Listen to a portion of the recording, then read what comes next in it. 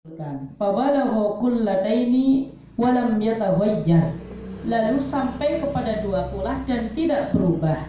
Wa in qalla ba'du bitabrighihi, meskipun nanti menjadi sedikit setelah dipisah-pisahkan, maka hukumnya juga menjadi suci. Fa'ulima annal isti'mala la yathbutu illa ma'a qillatil ma'i, maka dari sini dapat disimpulkan bahwasanya istiqmal atau mustakmal, air menjadi mustakmal itu ketika air tersebut air sedikit dalam kurang dari dua kulah. Ai wa ba'dang fisalihi anil mahallil mustakmali walau hukman, dan juga setelah pisahnya air tersebut dari tempat dari anggota yang terkena air tersebut. Ini bahasa mudanya semacam itu. Ka'anjawaza min kabal mutawaddi, sebagaimana ketika air tersebut melewati mingkab. Mingkab itu ini, ya, orang yang berwudu, ya, au rukbatahu, atau bagian ininya mutawaddi. Ini apa? Rukbah, dengkul ini ya. Ya, orang yang berwudu. Wa in 'ada li mahallihi, meskipun nanti kembali lagi ke bawah. Awin taqala min yadin li ukhra, atau berpindah dari satu tangan ke tangan yang lain. Maksudnya semacam ini. Tadi kan kita diperbolehkan berwudu dengan air mutlak yang tidak mustakmal. Lah, kapan air itu dikatakan mustakmal? Ya, tentunya memiliki beberapa kriteria atau syarat.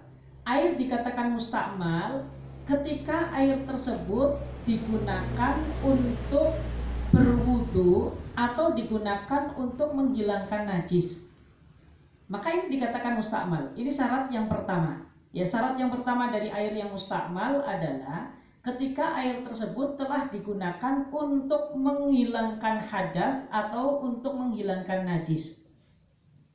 Ini yang pertama. Syarat yang kedua, air tersebut adalah air yang sedikit atau kurang dari dua kulah. Lah, dua kulah ini ya kurang lebih 200 liter ya. 200 liter. Ya, ditempatkan dalam tempat seperti apapun, pokoknya itu volumenya 200 liter. Ini kurang dua kulah, kurang lebih 200 liter. Ya. Kalau kita berwudu menggunakan air yang lebih dari 200 liter, kemudian air daripada air yang telah digunakan tersebut lalu masuk lagi ke kolam tersebut atau ke dalam air tersebut, maka ini tidak dikatakan mustakmal, karena ini air yang lebih dari dua kulah. Ya, ini catatan daripada air mustakmal. Jadi mustakmal itu adalah syarat utamanya tadi ya. Satu, digunakan untuk mengangkat hadas atau menghilangkan najis. Kemudian yang kedua, kurang dari dua kulah. Kemudian yang ketiga, ketika air itu sudah terpisah daripada anggota orang yang berwudu. Maksudnya gimana? Ketika kita menggunakan air, selagi air tersebut masih di tangan, maka ini tidak dikatakan mustakmal. Tetapi ketika pindah ke anggota yang lain, misalkan berwudu, ketika sudah sampai sini, nanti dia balik lagi ke tangan, maka ini dikatakan mustakmal. Air ketika masih di muka, maka itu tidak dikatakan mustakmal. Tetapi ketika sudah menetes lalu jatuh ke kaki, baru itu mustakmal di kaki. Ini syarat yang ketiga. Jadi air tersebut masih atau sudah terpisah daripada tempat di mana kita itu berwudu, dari anggota yang dibasuh lah. Air tersebut sudah terpisah dari anggota yang dibasuh. Selagi masih di dalam anggota tersebut, maka ini tidak dikatakan mustakmal. Meskipun kita mengusapnya berkali-kali. Air jatuh ke sini, lalu kita mengusap berkali-kali, semacam ini, maka itu tidak dikatakan mustakmal. Nah, ini adalah syarat daripada mustakmal. Naam, la yadurru bil muhdithi infisalul ma'i minal kaffi ila sa'idi. Wala bil junubi infisaluhu minar ra'si ila nahwi sadri mimma yakhlu bihi taqadhubu. Ya, tidak berbahaya di dalam orang yang berhadas. Maksudnya di sini hadas kecil. Infisalul ma'i minal kaffi ila sa'idi, yaitu terlepasnya air dari telapak tangan menuju sa'id. Sa'id ini. Ya, ini namanya lengan apa? Lengan tangan. Kenapa? Karena antara telapak tangan sama lengan ini masih satu anggota yang harus dibasuh dari wudhu. Kita ngambil air dengan telapak tangan, lalu airnya tumpah ke sini. Apakah ini dikatakan mustakmal? Ini tidak. Ya, ini karena secara bahasa yad itu, kalau dalam bahasa yad, dalam bahasa Al-Quran itu secara bahasa itu yutlaku dari sini, ru'usul anamil, dari ujung-ujung sini sampai kepada mirfaq, sampai kepada siku. Ini dalam bahasa Al-Qurannya memang semacam itu. Sehingga dalam bahasa Al-Quran antara ini sama ini itu termasuk ke dalam kategori yad. Ya, meskipun dalam huruf Arab ini namanya kaf, ini namanya yad. Orang ketika bilang tangannya tidak termasuk kafain. Kafain itu telapak tangan baik bagian dalam ataupun bagian luar. Tapi dalam bahasa fikih dan dalam bahasa Al-Quran ini juga termasuk yad. Jadi yad ini nih, tangan ini adalah dari ujung ini, ujung jari sampai kepada siku. Sehingga ketika air di sini lalu pindah ke sini, itu belum dikatakan mustakmal. Ini nanti gambarannya ketika orang berwudu menggunakan air. Wala fil junubi infisaluhu minar ra'si ila nahwis sadri. Dan juga tidak mengapa ketika air tersebut jatuh dari orang yang junub dari kepala ke dada. Yang orang junub. Kenapa itu tidak membahayakan? Karena junub itu mandi janabah, mandi besar itu kan harus seluruh anggota tubuh. Harus seluruh anggota tubuh itu dibasahi. Ya, baik itu yang kelihatan ataupun yang tidak kelihatan. Maksudnya yang ada di lempitan-lempitan tubuh itu ya, seperti ketek, ketiak dan lain sebagainya. Ini memang harus basah. Ya, tidak mesti harus keramas dengan sampo ataupun dengan menggunakan bahan-bahan yang lain. Tidak, tapi standarnya adalah bagaimana air tersebut bisa sampai ke seluruh anggota tubuh secara merata dengan holabatul don, dengan perkiraan kuat. Tidak mesti harus keyakinan penuh ini benar-benar sehingga detail sekali, tidak. Tetapi standar fikih itu adalah holabatul don. Don itu ya kayak semacam praduga tetapi yang kuat. Ini kalau saya melihat prosesnya, saya mandi kayak gini ya insya Allah air sudah mengalir ke seluruh anggota tubuh saya. Ya, itu namanya holabatul don. Karena fikih itu standarnya adalah bola batut don. Tidak sampai ke tahap yakin, itu fikih. Karena ini hasil ijtihad. Ijtihad itu ya sejauh mana ijtihad yang dilakukan oleh orang, oleh ulama, maka hasilnya tetap kepada bola batut don. Nah, makanya ketika orang sudah yakin air tersebut telah mengalir ke anggota tubuh, ketika ada orang yakin air tersebut telah mengalir ke anggota tubuh, maka ya sudah, itu cukup. Atau orang sudah yakin ketika berwudu kalau air itu sudah merata di bagian muka, maka itu sudah dinyatakan cukup. Ketika orang itu sudah yakin maksud di sini adalah walabatudon ya. Ketika orang sudah yakin atau sudah punya keyakinan, sudah mengira air tersebut telah merata ke seluruh anggota wudu, baik muka, tangan, kaki, ya maka itu sudah dinyatakan cukup ya. Tidak mesti harus diukur ini kadar bahasanya berapa, apakah air ini merata di tubuh atau tidak. Tidak, karena fikih itu tidak menuntut demikian.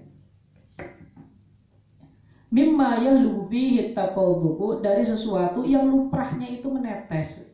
Ya karena air itu kan punya karakter cair ya. Ketika menempel pada tubuh ya pasti dia akan menetes. Far'un ay hadzal far'un. Law adkhala al-mutawaddi'u yadahu biqasdil husli anil hadathi aula biqasdin. Ketika ada orang memasukkan tangannya biqasdil husli ya, dengan tujuan untuk membasuh, atau kalau kita baca doma biqasdil husli dengan tujuan ingin mandi, au bila ingin membasuh anil hadasi dari hadas. Kalau kita baca biqasdil husli anil hadasi maksudnya hadas besar berarti nanti. Aula biqasdin, atau tidak karena tujuan ingin membasuh hadas kecil atau hadas besar. Ba'da niyatil junubi, setelah niat junub. Au tathlisi wajhil muhdisi, atau setelah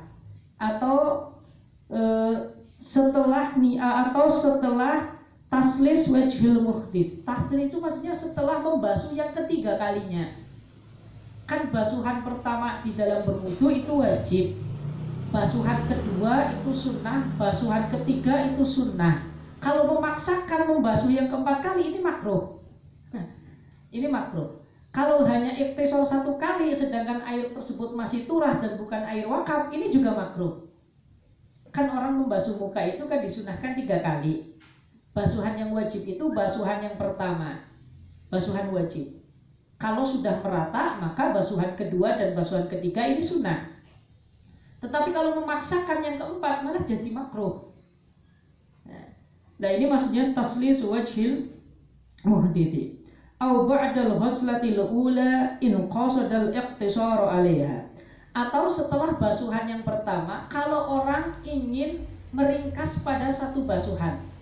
Ini gambarannya nanti ketika ada orang berwudu tetapi wudunya dengan air wakaf. Air diwakafkan untuk berwudu, kemudian air tersebut itu minim. Ya, sehingga ketika kita wudunya kesunahan-kesunahan membasuh kedua kali dan ketiga kali ini kita lakukan malah justru berubah menjadi haram. Karena ini airnya adalah air yang air wakaf. Nah, in qasadal iqtisar 'alaiha bila niyyat ikhtirabin, tanpa ada niat ikhtirab, wala qasda akhdil ma'i li gharadin akhara, dan juga tidak ada tujuan mengambil air untuk tujuan yang lain. Sara musta'mala, maka air tersebut menjadi musta'mal binisbati li ghairi yadihi, kalau dikaitkan dengan selain tangannya orang yang berwudu. Falahu ayyaghsila bima fiha baqiya sa'idiha, maka diperbolehkan bagi orang yang berwudu membasuh dengan air yang telah dia ambil kepada sa'idnya, kepada tangannya. Artinya dibolehkan membasuh tangannya dengan air yang dia ambil. Maksudnya kayak gini, ketika ada orang memasukkan tangannya ke sebuah ember, ke sebuah air yang kurang dari 2 kulah. Namun memasukkannya itu setelah niat junub. Kan orang itu kan mandi besar itu kan niatnya ketika dia itu mengusah atau mengalirkan air ke anggota tubuh disertai dengan niat. Misalkan ngambil air dengan air, ketika disiramkan ke kepala maka dia niat nawaitul husla li raf'il hadasil akbar. Maka di situ sudah. Nah, ketika dia memasukkan tangan lagi kepada air yang kurang dari 2 kulah, maka airnya berubah menjadi mustakmal. Maka secara hukum ketika dia mandi, maka hadas besarnya tidak terangkat meskipun bersih. Maka secara hukum hadas besarnya belum terangkat. Kenapa? Karena airnya menjadi air mustakmal. Atau kita berwudu dari ember yang kurang dari 2 kulah dan air tersebut tidak dialirkan. Kita ngambil dari ember lalu kita membasuh muka. Nawaitul wudu alirafil hadasil. Ya, di dalam hati niatnya, ya. Setelah kita membasuh muka, lalu kita memasukkan air lagi yang kedua. Ketika keluar, airnya di ember ini jadi mustakmal. Tetapi apakah air yang di tangan jadi mustakmal? Tidak. Air ini tetap boleh digunakan, tetapi khusus kepada anggota ini. Kalau yang lain boleh nggak? Tidak. Ya, karena dia jadi mustakmal ketika berpindah ke tangan. Dan selagi dia masih di tangan, maka dia tidak mustakmal kalau dikaitkan dengan tangan. Tetapi kalau selain tangan, maka itu hukumnya mustakmal. Ya ini ribet ya. Jadi ibadah itu, orang itu ketika tidak tahu ribet, ketika tahu juga sebenarnya nambah ribet, tapi mending ada solusinya. Daripada tidak tahu itu ribet tetapi nggak punya solusi. Nah solusinya gimana kalau kita itu berwudu dengan air yang kurang dari 2 kulah? Solusinya adalah dibuat lubang biar air tersebut mengalir, supaya kita tidak memasukkan tangan kita ke dalam air tersebut. Ini maksud daripada far'un law adkhalal mutawaddi'u yadahu. Kemudian syarat daripada air tersebut wa ghairu mutaghayyirin, ay ma'un mutlaqun ghairu musta'malin wa ghairu mutaghayyirin taghayyuran katsiran bihaitsu yamna'u itlaqas mil ma'i alaihi. Dan juga airnya selain tidak mustakmal dan juga tidak mengalami perubahan. Air yang bisa digunakan untuk berwudu adalah air mutlak atau air bersih yang tidak mustakmal dan juga tidak mengalami perubahan. Maksudnya adalah perubahan apa? Perubahan yang bisa merubah status nama air tersebut. Contoh ada air di ember, 1 ember. kemudian ditaruh sirup. Maka dengan perubahan tersebut status air tetap dikatakan air jernih atau berubah menjadi air sirup? Berubah menjadi air sirup. Ini berarti namanya perubahan yang merubah status atau merubah nama daripada air tersebut. Nah, perubahan yang semacam ini nanti menjadikan air tersebut tidak bisa digunakan untuk bersesuci meskipun suci secara hukum. Air sirup itu suci, tapi apakah bisa digunakan untuk bersesuci? Tidak. Ini namanya air yang tohirun tetapi hoyru mutahhir. Suci tetapi tidak bisa digunakan untuk bersesuci. Bi antaghayyara ahdu sifatihi min ta'min aw launin aw rihin.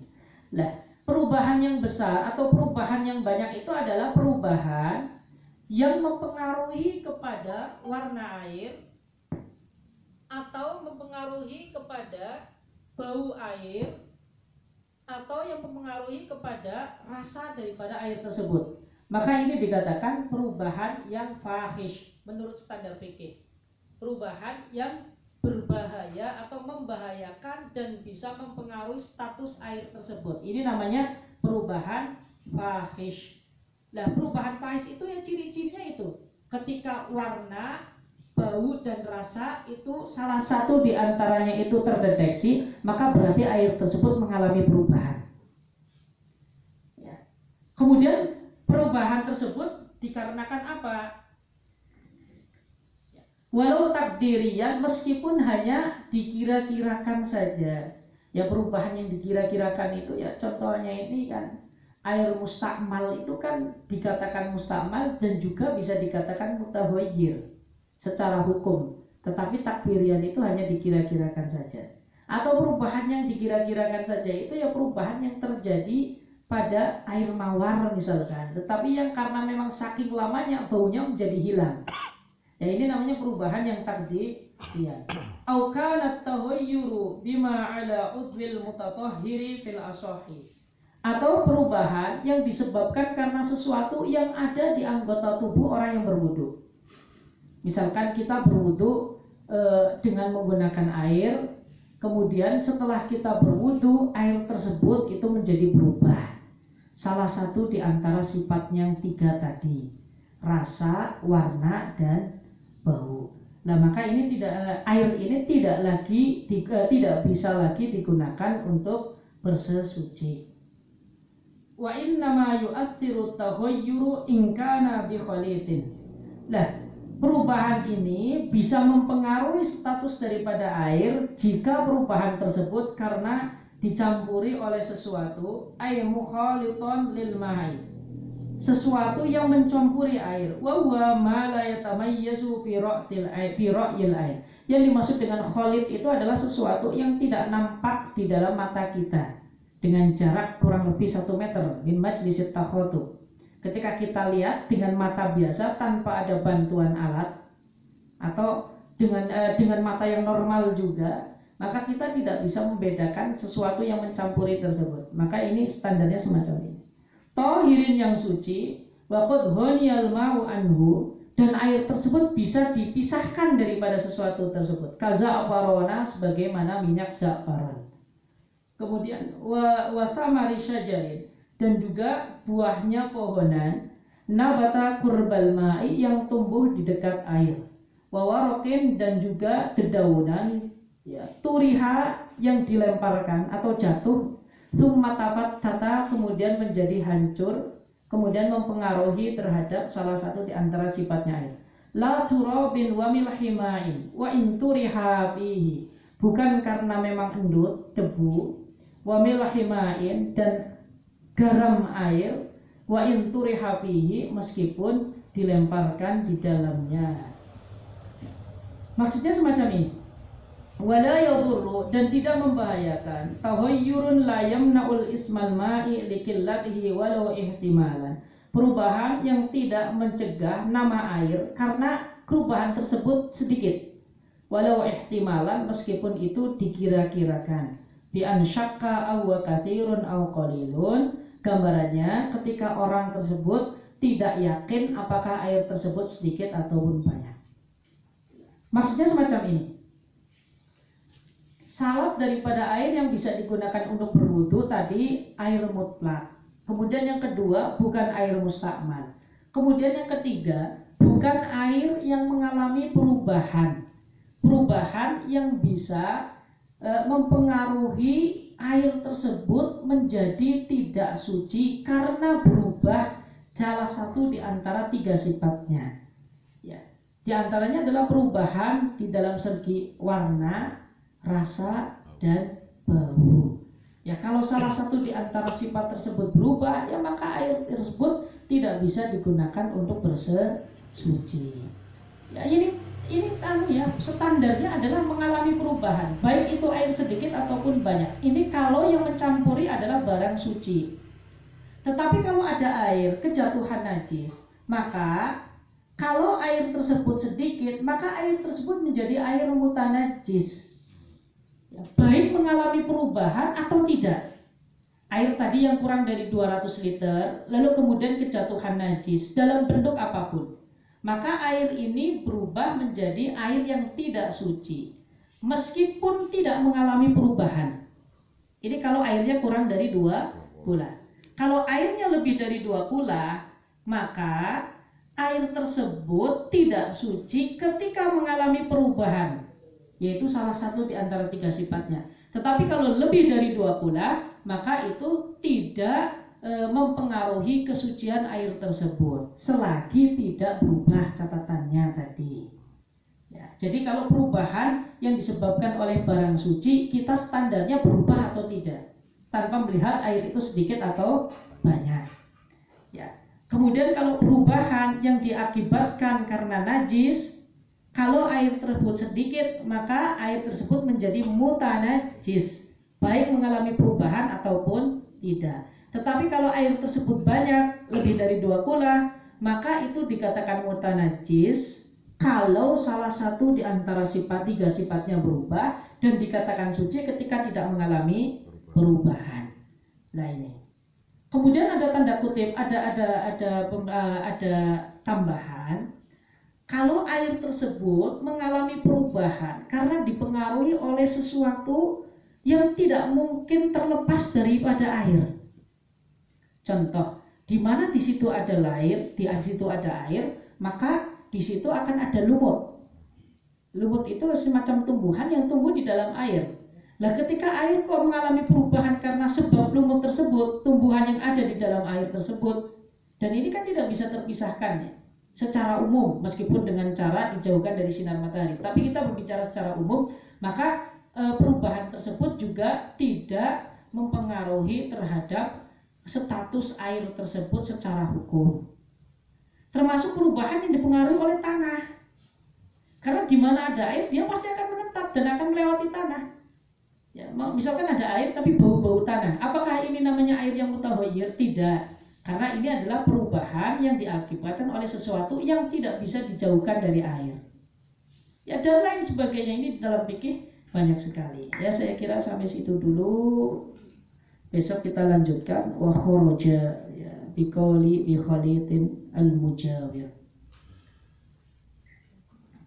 Monggo disambung tanya jawab, masih ada waktu. Sendirian.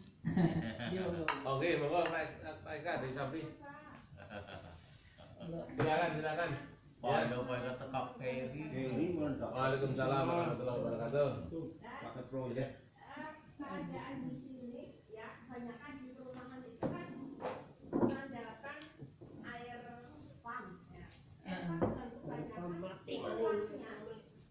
Bagian lagi itu kan nggak ada Jebul kan ya.